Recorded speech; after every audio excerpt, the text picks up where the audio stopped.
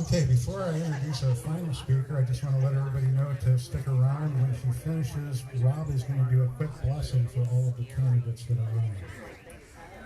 Our next speaker, if you were at our Chief Bucula event, I introduced her as the tip of the spear in the fight against tyranny and unconstitutional government.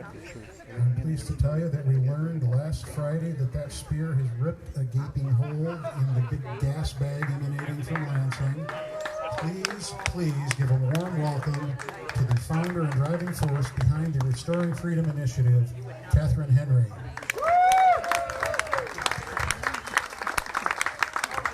It's nice to see everybody today. You'll have to forgive me if I'm having struggles with switching mindsets. I started off the day in, Mike, do you know what city we were even in? Way up north, and it was like at least 2 hours from our house. By Cadillac. Just in general, giving them updates and talking about the Constitution and empowering them to fight for their freedom. And then raced down to the Grand Rapids area so we could be at a medical freedom rally, so I could tell them about that and some of the things going on in that context. Then had to hide off in the corner of the park there for an hour to do a radio interview with Pastor Dietering on Theron's, I think it's WMUN or something like that. Anyway, Wham Radio. Yeah, that one. There you go. You guys know what I'm talking about. And then we had to race over here. So I'm like, okay, 2A or, medical freedom or general constitution. So, they're all related. For those of you who don't know me, as he said, I am Attorney Katherine Henry. Good girl. And I am the one who wrote the constitutional amendment petition that I believe is right below me, but quite frankly, I didn't notice it on my way up. So we have, first of all, before I forget to say, we have a bunch of stuff down there. It's all at cost. So if you would like to help us advertise, if you'd like to display the Restore Freedom logo on a window, on your car, with a magnet or a decal, everything's just at cost. We also have pocket constitutions.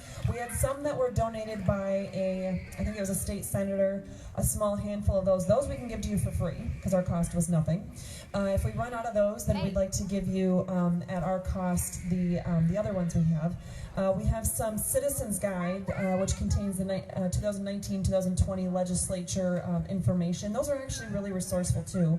And those we have for free. That was donated by the same senator. So please make sure you stop by our table. I think it's all right down there, and get at least one of those. With that being said, I want to tell you very briefly what we had on Friday, was a win, but it's not as strong of a win as I would like it to be. And I could bore you with all the boring legal details and all that, but until I'm asked a question to put you to sleep in that manner, I won't punish you in that way. It was a 7-0 decision that the governor was violating the Emergency Management Act after April 30th.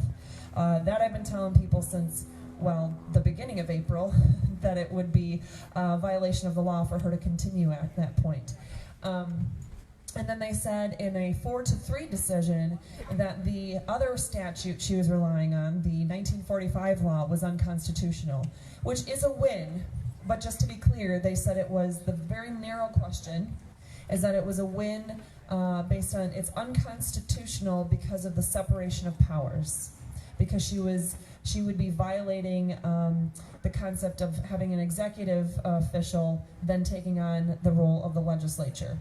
What I would love to see happen is for our courts to make that proud declaration that they're going to stand behind the Constitution and declare that any kind of government mandate, executive order, or even a statute that infringes upon our rights is unconstitutional, period, for that reason, not simply because of the separation of powers. That's very important, by the way, but the language of our Constitution should mean something. So a couple of things I wanted to kind of let you know. I've talked about them if you've seen me speak at anything other than the last time I was over on this side of the state, at least I think it's remotely the same side of the state, when we had the Chief Bucula event. That day I wasn't feeling well, and quite frankly I almost passed out. So I don't remember what I said to you guys that day. But almost all of my other speeches, I talk about the Constitution and specifically about some things like our oath of office. So I've said in almost every speech that Article 6 of our United States Constitution requires every single member of the executive, legislative, or judicial branch to sign, or take an oath of office to defend the U.S. Constitution. Also important that I hopefully remember to say in every speech is our Michigan Constitution does one better. It says that if you are an elected official or an appointed official, you have to swear to uphold the U.S. and Michigan Constitutions. Not the statutes, not those laws, because sometimes the laws, well, they're plain wrong and they're unconstitutional, like the 1945 law. So something that's a little known fact, what about guys like the director of the Department of Health and Human Services, right? That guy that's issuing all these new orders that thinks he's the new god of Michigan? Well, besides the complete disdain that he has for the Constitution, he apparently, just like Whitmer, likes to cherry pick which laws he wants to follow. Because there's a law, MCL 15.151, it's a bunch of ones and fives, if you want to Google it, you probably could find it, which says that any person who works for a government agency here in Michigan, whether you are the lunch lady at a school, whether you are a working behind the scenes at the Capitol, for the House of Representatives, or anything in between. If you are working for any government agency, state or local, in Michigan, you have to swear to uphold the U.S. and Michigan constitutions just the same as those elected and appointed officials. So no more can you say, if you're in that role, I'm just following orders. I'm just doing what they tell me to do. Well, I'm doing this because it's our county policy. I couldn't give a crap what your county policy is. If it's going to violate the Constitution, you are going to be held personally responsible if you're trying to uphold that policy. So, with that in mind, I just wanted to arm you guys with some of those things, because the more you guys know, the more we, the people, know, the more we can do to hold our government accountable, the more we can do to rein them in. Because I don't know how many of you know, how many have read the preamble to the Michigan Constitution? Any? Do I got one? Micah, before you met me, be honest, did you read it before you met me? Did you really? Oh, okay, cool. So the preamble to the Michigan Constitution, now forgive me if I stumble on this, it says, "We the people of the state of Michigan, grateful to Almighty God for the blessings of freedom, and earnestly desiring to secure these blessings undiminished to ourselves and our posterity, do hereby ordain and establish this Constitution." Some key words in there. Grateful to Almighty God for the blessings of freedom, not to Almighty Whitmer, or even Trump, or the legislature, or anyone on the planet, because God gave us the freedom. Also key words here, undiminished. Second Amendment, Fourth Amendment, First Amendment, how about all of them? All of our rights are to be guaranteed and secured to us undiminished. And another key word would be, the fact that that's the whole sentence. If you look at the whole sentence, the whole preamble of our state constitution, that is literally the point of our government here in the state of Michigan, is to secure our blessings of liberty. The end. Not to save us from a virus, not to be our mommy, not to tell us how to live our daily lives, or when we can open our businesses, or when we can go to the movie theater, or when we can go bowling, or if we should be wearing a mask when we're out jogging, or any of those ridiculous things, even if they were good for us, even if the science and the medicine was settled on that point, which I think we all know it's not, then it's still not the job of the government to tell us what to do.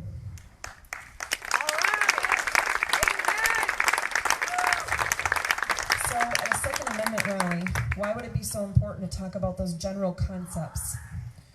Well, because they all work together. The Second Amendment community, the Second Amendment advocates, often say, well, without the Second Amendment, you don't have the rest of them, right? That's what we hear. Well, I agree with that. But quite frankly, we need to understand the other ones to know when that Second Amendment is actually needed. So I'm going to try to not go into details that I know personally, but there is a particular news story that has received national coverage. I can't speak to all the people that were involved. I can speak to 2 of the individuals that were arrested and charged with allegedly doing something wrong. And I can tell you that those 2 individuals are huge Second Amendment advocates. I can tell you that that's also the reason why they have a target on their back. I can tell you that those are not individuals who want to cause violence against anyone, but who are prepared to beget violence with violence if defending us is what is necessary. I can tell you that those individuals have stood beside me and with me at more events, honestly, than I even thought they were present at. It wasn't until the pictures of those, at least the 2 men that I personally know, started surfacing because people were trying to shame others by, oh, you're associated with this person. Oh, you're associated with this person. No, you're a terrorist, and you're a terrorist. Whereas what did I do? I said to my husband, Mike, hey, Mike, help me find a picture where I'm standing with these guys, please. I want to post it. Because in this country, we are innocent until proven guilty, are we not? Yeah. In this country, the 4th Amendment, I'm pretty sure, guarantees us the right to not have unreasonable searches and seizures, and does not allow a warrant to be issued but for probable cause. I'm pretty sure that's how it works. Well, probable cause is an interesting thing apparently in some of the legal community, and that's a big problem. We need to work together to ensure that every single person, government or not, understands what our constitutional foundations are. Because whether it's just your neighbor who doesn't work in the government and doesn't really get involved with the government, they need to know what their rights are, because how can they stand up for themselves unless they're in that position, they find themselves in one day, and they realize, I do have rights, I can stand up and defend myself. What about these men that were pulled over in a gas station and their wife was detained, and then she was eventually let go, but the 2 vehicles were taken away, and she was forced to find her own way home to get back to her teenage daughter, who, little did she know, was already being questioned and patted down by a male officer, and all kinds of other inappropriate things that a child should never have to endure. What's happening now, I'm gonna be honest with you. First of all, here's my first confession. Not that all political parties make you right or wrong, right? We know there's excellent Democrats and there's awful Republicans. The D or R behind your name doesn't define you. I'm gonna speak in generalities though. And I'm gonna be honest in saying that when I met that super handsome man, okay, the other handsome man, not Micah, but the other one. When I met my husband, I'm not sure why you married me. I was a Democrat, and I was one of those that fought for all of the traditional Democrat values. And so I didn't realize how ideologically different we were at the time. And I will tell you, God will use your stubbornness against you to teach you lessons. So for example, this woman who was a huge pro-choice advocate, huge pro-choice, it took the loss of a child for me to be able to see exactly what the meaning of life is and what God wanted me to do and how He wanted me to fight for life here in our country. You're just clapping that I'm a slow learner. Thanks, guys. But it wasn't until, I think, was it 2012, early 2012, we started to see Benghazi and all those other things surfacing. And I will tell you, I voted for Obama the first time because, again, I was a Democrat, right? And I was just so excited to be able to do it. I waited in line for an eternity as a single mom with my child with ADHD, and I was just so excited that I did that. So that pride was very short-lived, obviously. And by the time the election rolled around in 2020, 2012, I said to my husband, now, you've convinced me. I mean, we've watched the Dinesh D'Souza video, right? The movie that came out. We saw Benghazi unfolding in the news. I thought, no way is this ever going to continue, right? Wow. So I started to think, when I met my husband, though, everything he had to, he called it mainstream media, right? You guys know the term, right? So I was like, mainstream, right, you're one of those nut jobs. You're one of those conspiracy theorists that think that everybody's against you or that the powers that be are controlling everything. You're crazy. Michael, you're still crazy, by the way. He's just crazy for me now. Okay, I didn't get any applause out of that one. So, in any event, what we're seeing right now, what I can tell you I have personally witnessed with my own 2 eyes, is that our rights are being trampled upon every single day in ways that you haven't even heard about. You all know, you're sitting here, I guarantee you, if I said, how many of you think that our rights are being trampled upon in some way? Everybody's gonna raise their hand. Yeah, I don't even have to ask that. But I can guarantee you the problem is 12 times worse than you could even imagine. I'm not telling you that so you just fold up shop and run away and just say, okay, I'm done. I tell you that to realize that you need to, number one, be a part of the solution to help your neighbors and friends and family understand the basis of our very foundation of government in the United States and specifically here in the state of Michigan. And that is that God gave us our freedoms, not the government, not the Supreme Court of the United States, not the Supreme Court of Michigan. And guess what? They're humans, and sometimes they get it wrong too. So had they turned around and said, no, she can still keep using that EPGA, it's totally fine. In fact, 3 of the justices did say that. My fight wouldn't be over, and I sure as heck hope your fight wouldn't be over on that point. So we also need to make sure that we are supporting those in government, whether they're law enforcement officials or other elected or appointed representatives that are in fact upholding the oath of office. But even if somebody is a friend of ours, and even if most of the time they're upholding the oath of office, if they start to slip up, it's your job to hold them accountable. It's your job to talk to them, text them, send them a message on Facebook if it's still a thing. We need to make sure that we are each doing our part. Now, does that mean call them names and tell them what an idiot they are or anything like that? No, but we need to hold their feet to the fire. We also need to make sure that, quite frankly, the people that are supporting specifically the Second Amendment, they're joining forces with the people that are supporting medical freedom. And the people that are supporting medical freedom are out there and joining forces with whatever other aspect of our Constitution that they're focusing on. Anyone who is a freedom fighter needs to stand up and fight together at this time, because I can tell you, with what I can't tell you because there's current cases pending, that my personal knowledge, what is going on right now, the arrests that happened the last couple nights, and the nationwide news story that became of it, quite frankly, I'm disgusted. I'm disgusted again at Lee Chatfield and Mike Shirkey. I'm disgusted even in our president, and I'll tell you why. I'm disgusted at quite a few people that are supposedly out there fighting for our freedom, and the one underlying message I saw in all of it was what? That these guys did this. Not that it's just a mere allegation, not that we should instinctively stop and go, wait, whoa, they're innocent until proven guilty, I want to see the facts first. No, it's people, freedom fighters, that are wanting to disassociate with these people and say, I have nothing to do with it. Oh, you have a picture of me with them. Oh, no, it's terrible.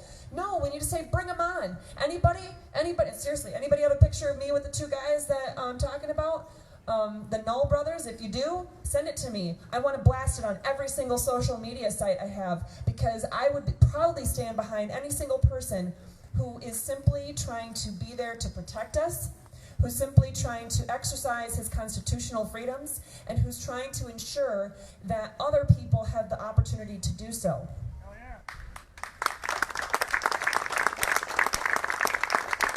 My understanding is that the Knoll brothers, in particular, were also volunteering to serve as militia, security at events and protests where they didn't even agree with the message, because they believed in the underlying principle that we all have that freedom of speech. We all have the freedom to gather and to associate and to petition our government for redress of grievances. And that, although when they first talked to me about that, I'm like, oh, no, it sounds like you don't know where you stand. I respect that now. Now that it's sunk in and I understand why they were doing it, I totally respect that. So, with that all being said, I said way more than I thought I was going to. What I wanted to do was see if anybody had any questions. Does anybody have any questions? I do. are you? I'm Okay. Tricia Miller. I want you to know that what Big Wretch is doing with this 13 kidnappers, like, who would want to kidnap her anyway? Who does that today? The Think plot about was it. actually to put her on. The plot that they're alleging is actually that they were trying to arrest her and put her on trial for her crimes, which she has committed. And I will say, as an officer of the court, she has committed many atrocities and crimes. But Well, that anyway, was the allegation. What she's doing by smearing these 13 kidnappers is the same thing she did on April 30th on national TV. I was there. She still, to this day, says that 2A carrying law-abiding citizens, Stormed the Capitol. along with me, who I belong to the NRA, but I don't even own a gun. I joined because of David Hogg in March of 2018. I stormed the Capitol? No. She still is saying that on national TV. Yep. I am in a picture from that day in Huffington Post. She is a liar. She's a legal hack and nothing but a real good liar. She did the same thing to Schuette in 2018. A lot of the stuff she said about Schuette was actually true. I'm gonna hate to break it to you. No, he had the support of the Week family in the Nassar case. I'm from Midland. A lot of the stuff she said was true, unfortunately. Not I'm just about gonna say that. this. Not about this. He was AG and he went after Nassar, and the Week family was grateful to them because their daughter was a victim of Dr. Nassar at MSU. I know. I was there. She was Ingham County prosecutor at the time, and she passed the buck on Nassar for a lesser porn charge. I know what she's about. She does smear campaign after smear campaign when the going gets tough. Kamala Harris did crappy in the debates. It's a diversion tactic. It is. So this supposedly happened way back in June and July. It's very peculiar how she, The timing. the timing of it, because it's almost like she had to be in Elk Rapids on Memorial Day weekend. Do you remember how she just bucked the Midland dam breaking and passed the buck over to FEMA? 2 days later, she's in Elk Rapids and her husband's cutting line in the boat launch. Yeah. There's something very peculiar going on. She does a smear campaign. Till this day, she still says, I heard her on Michael Patrick Shields' morning show about a month or two ago. She's still saying that Operation Gridlock blocked the emergency room at Sparrow Even though the Hospital. hospitals and police She's departments still said they saying did not. that. Yeah. All over mainstream media. I'm enraged. I was on her Facebook page yesterday all day long, smacking her with the truth. Amen. Are there any, yeah. Catherine, I actually have a question for you. I have two questions for you, okay? So, one, can you provide any clarity on the statements that the authorities were aware of this plot since January? Yeah. And if so, why they waited so long to act upon it, if you have any knowledge on that? And then the second piece there is, because you're a constitutional attorney and you are an officer of the court, what is the court perspective, or a perspective of someone from your purview with your expertise regarding the entire militia being thrown on blast because of the actions of a couple people, alleged actions? Yeah, so the first question, I'm going to do the guys a favor and not comment on the particulars at this point in time. So I don't want to do them a disservice in having a solid defense. The second question, though, our state constitution, I have too many papers shoved in there. Our state constitution is riddled with not only remnants or copied versions of the United States Second Amendment, but also the concept of militia. Our state constitution understands that the militia is an essential piece to our common defense. and to secure our liberties. And so any kind of group, right, whether, let's say it was a Trump rally, or you have, you know, let's assume for a second all these guys did do these awful things that they're talking about. That doesn't speak to the rest of the people in that organization. And the funny thing is, the mainstream media that I now know is not just my husband's conspiracy theory, but they're, you know, legitimately awful. They will taint the whole group if it serves their purpose, right? If it doesn't suit their purpose, then of course they're going to, well, they're going to bury the story, right? So I think the most basic thing is that we have the freedoms that are guaranteed to us in the United States Constitution, the freedoms that are plastered in sections 1 through 27 of the first article of our state constitution. They're all about our individual liberties, right? It's the Declaration of Rights that is that's our entire first article of our state constitution.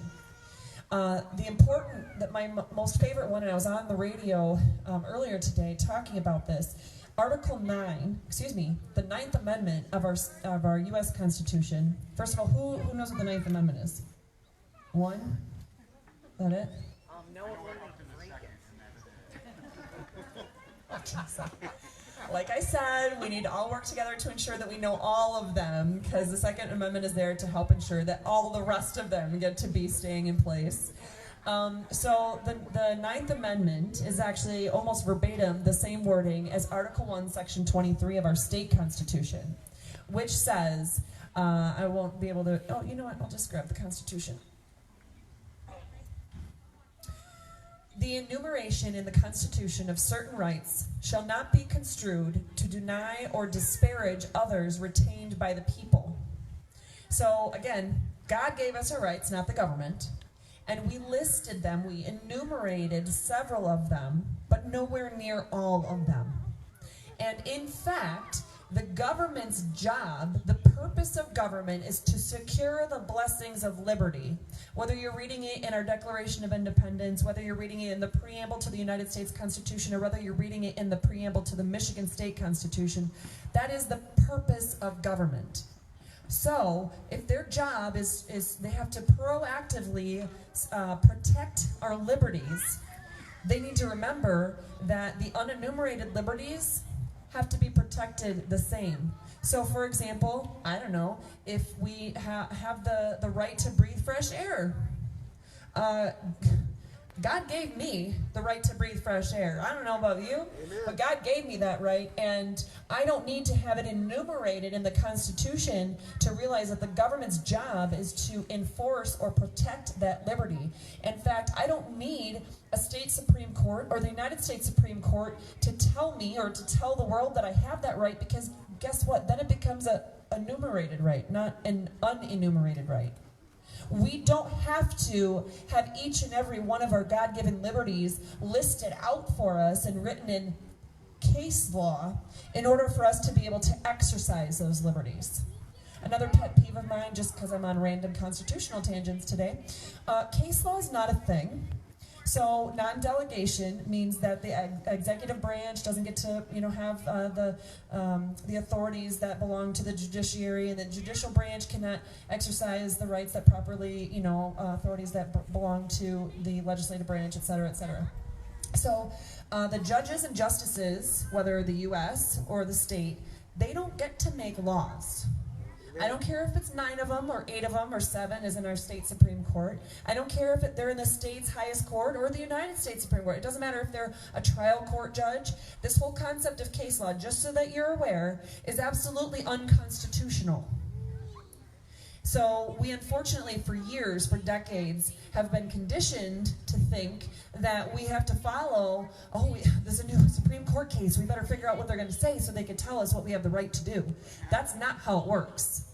So if I can do anything, it's that my legacy I would like to be is to educate people on what the Constitution actually says, because the words that are in here, whatever they meant back then, that's exactly what they mean today. And if it says that we have the right to bear arms, that means we have the right to bear arms. And by the way, that means it's not just open carry. There should never be an open carry state. It should be whatever you want carry state. If you want to conceal carry, you want to open carry, you shouldn't have to have a permit for that. We shouldn't have to have a permit to be able to pick up a microphone and have free speech. We shouldn't have to have a permit to be able to print something in a newspaper or have a YouTube channel. Well, I sure hope they don't have one for me because I already have a YouTube channel and I'm not getting a permit. So those are just some common things, I guess, that I want to keep in mind, and I hopefully answered at least the second part of your question there. Did I? Okay. If not, you'll grill me on the next taping of the Fifth Seat, I'm sure, or have Joe do it. By the way, that's going to be a phenomenal show. I hope you guys will watch The Fifth Seat. Check it out, thefifthseat.com. Be live tomorrow. Our first episode will be airing, and you'll be able to see how phenomenal the Constitution really is. Did you have a question? Yeah. How can huge stores like Menards make people leave their store for not masking, even if they have a medical mandate? How can they do that? Oh boy. So I'm a little Here we go. I told you I was a little maybe off because I had all these different topics that I was talking about. Quite frankly, the thing that threw me off the most, we left the house at 8 a.m. and we won't get back until far after 8 p.m. tonight, and we have 2 of the 4 kids with us, so we're, whatever, running ragged. So I wanted a quick stop at a place to eat in between event number 3 and event number 4 and feed my children, because that would be the right thing to do, at least once a day. And the little one still needs to grow. We just looked up and it said, oh, well, Jimmy John's would only add 4 minutes to our trip, and usually they have drive-thrus. Didn't even think about it. We get into downtown Grand Rapids, and it wasn't a drive-thru. And I'm like, oh, we gotta get out. They might give us a hard time. And there was really no parking, so I said to my husband, don't worry, you go in the Jimmy John's, and I'll stay in the car. Just leave me the key. If I need to move it, because we're parked right in front of the police station, then I can move the car. No big deal. So he's only gone for 3 minutes to walk down the block and walk back, and they all hop in the car, and he's like, that's it, we're out of here. And I was like, without my sandwich? I don't think so. So, needless to say, my 6-year-old who had to go to the bathroom, I grabbed her out of the car, and we walked down, and my husband's like, no, we're going to find some other place besides downtown Grand Rapids where we can eat something and find a bathroom. And I was like, we don't have time for that. We got to be here at this 2A rally. Super important stuff. I'm telling you, I got my priorities. So what did I do, though? I'm sick and tired of having to walk away from things. You guys, anybody, by now at least, you probably are aware, I'm not afraid of a fight. If I need to defend myself or others, I don't care who you are, I'll bring the fight to you, whatever legal way I need to do it. But it gets exhausting, right? But nope, I was going to get my sandwich, and I walked her down the street, and I walked in, and I guess the guy knew that I was with my husband because we have matching name tags on that say Restore Freedom with our last names that are the same. And I'm a millennial that was paying attention to me. That was really a shock. But anyway, he immediately had an attitude with me, and you have to wear a mask. And I said, I have a medical exemption. And he said, no, you have to wear a mask. Look at the sign on the door. And I said, sorry, I have a medical exemption. And about 12 times, I'm not even kidding, later, I finally got enough words out to be able to say to him, even the order, which you can't even say executive order anymore, because those are gone. So the emergency order, even the MDHHS order says that I have a right to come in this establishment without a mask because I have a medical condition. And I didn't even get to the other exemption. I'm hard of hearing and I read lips, so there's an exemption in that as well, that those that are with me don't have to wear masks, even if the rest of it was constitutional, because, I need to be able to read their lips. I need to be able to communicate with them. Guy didn't want to hear it. I said, that's okay, just give me your name and I'll go on my way so I need the 2 of you that are denying me service so I can sue you. You don't need my name, it's not me that's doing it. It's our policy. I said, well, Jimmy John isn't here, is he? So give me your name. Well, he wouldn't do that. And he's screaming at me to get outside. Mind you, this is Jimmy John's. I could have had 12 sandwiches made in this amount of time already. Wow. So I said, that's fine. If you won't give me your name, I'm not going to, just give me the manager's name. At least give me the manager's name, right? So he said, yeah, but you have to be outside. I said, just hand me the business card or whatever it is. Just hand it to me, I'll go. I'll go. Just give me the name. No, wouldn't do that. So I thought, that's fine. He's screaming at me now, by the way. And I said, you know what, in the meantime, Emma, just go potty. Just go to the bathroom. I'm not saying that right now, child. I see you confused over there. I was talking about a story. He said, and then he yells at me and my child, my 6-year-old, cute little thing that's back there, that the bathrooms are closed. You can't use the bathroom. There's a sign for that too. Oh, I'm sorry, your 15 signs were blurring all together, and they're all unconstitutional, so I couldn't care less. No, he refused to let my child go to the bathroom. So if she was like on the verge of peeing, I would have just purposely let her pee in the middle of the floor. But no, I said, okay, fine, I'll call the police, and finally, there was no way to get a person, so I called 911. I said, I just need the non-emergency number to the Grand Rapids Police Department. And now he could hear the guy yelling at me in the background. And I said, sir, I'm calling the police. Just shut up right now. And so the guy's like, are you sure you're not having an emergency? I said, well, he's like, are you in a business? I was like, oh, this is going to go well. Yes, I'm in a business. Are you not wearing a mask? No, sir, I have a medical exemption. I don't need to wear a mask. Well, then you're trespassing and it's a crime, and we're going to come and arrest you. Really? You're going to try to arrest me. You can try all you want, buddy, but that's not how the law works. Oh, no, they can, even though they can't do that, you have to sue them later, but as soon as they tell you you got to go, you got to go. I said, no, sir, this is a place of public accommodation. It is commonly open to the public. Well, no, if you were in their home and they told you to leave, you'd have to leave. I said, sir, I'm not in someone's home. I'm in a place of public accommodation, and all I came for was a sandwich. So I actually, at one point, I said, you know what, send them out to arrest me. That's fine, because at least I'll get a police report and I'll have their names as witnesses, and I'll be able to then sue them personally. That'll be fine. So he said he was going to send somebody out. As soon as I hung up, of course, the guy started screaming in my face, in my 6-year-old's face, and I said, screw this. I'm not going to be late to this Second Amendment rally. I'm not going to sit here and have this abuse and have my daughter hear this, so I'm just going to go ahead and go. And so they ended up calling me within like 5 minutes, and I'm like, wow, that's quick. He said, we're here for you. Are you gonna, did you want to talk to us? Because he went to say, did you want to get arrested? And I said, well, I did want to talk to you, but I was being harassed nonstop, so the guy screaming at me, I decided I would go. So the answer to you is, do they have a right to do it? Absolutely not. I don't care if it's their company policy. Now, if it's Mr. Menard and it's in his home, even though he has people coming and going out of his home, he would have the right to say, you know what, I'm not comfortable with people coming into my home who are not wearing masks. I can understand that. But it's not in Mr. Menard's home, right? It's not Paul Menard. No, it's the entire store, and it's a place of public accommodation, and it has to be equally accessible to the public. And I have a medical condition, so they can't discriminate based on that.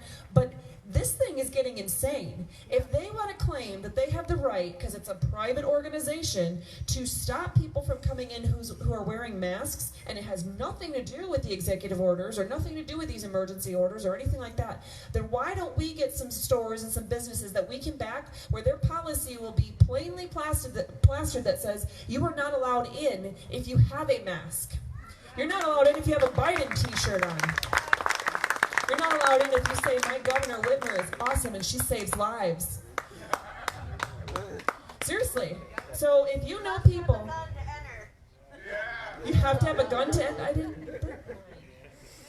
Well, that's sad. I didn't have time to stop. I asked my husband if we had time to stop on the way to go get it, because we were like sleeping when we got in the car the first time this morning. So, but okay, fine. You have to have a gun to enter, I guess, would be, we'd have to borrow one for today. So honestly, I think we need to do that. We need to flip the script on them. I think we need to make it a point, and so then that's, of course, going to be national news, right? Oh, you're going to discriminate against me? You're not going to let me in because I have a Biden shirt on or because I have a mask on? Yep, we're going to discriminate against you for that, because you're discriminating against those who don't want to, can't wear a mask, and you won't let them in your store. They don't have a right to do that.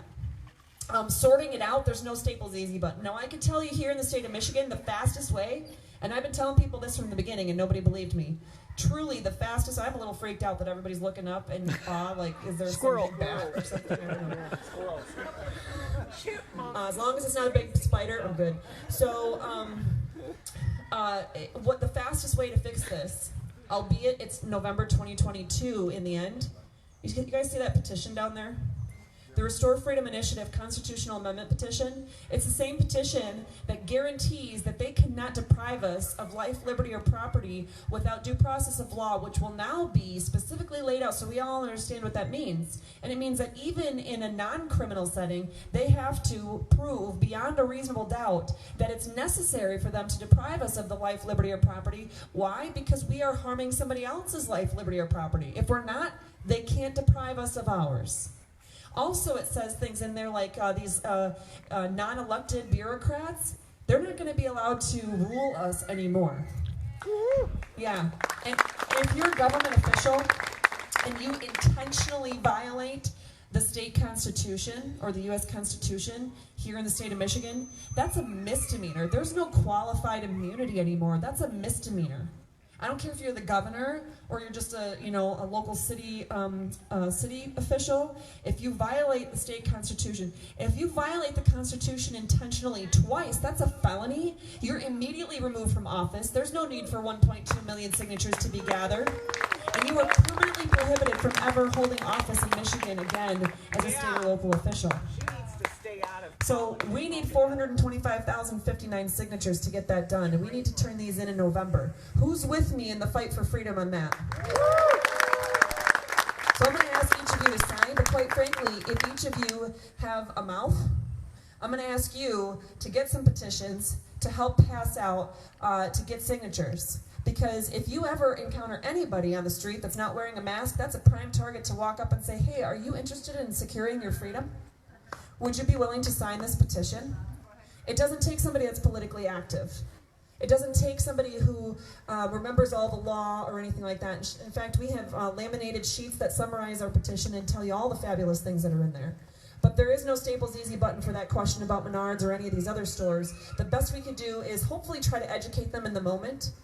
I've actually Facebook Lived getting frozen yogurt, for example. Didn't think it was going to be a big deal, and then voila, there we are. It's this whole big deal. The most we could do to respectfully educate people on what our rights are and what the restrictions of these businesses are, the better. The long-term solution is that amendment right here. Yes? What about nursing homes?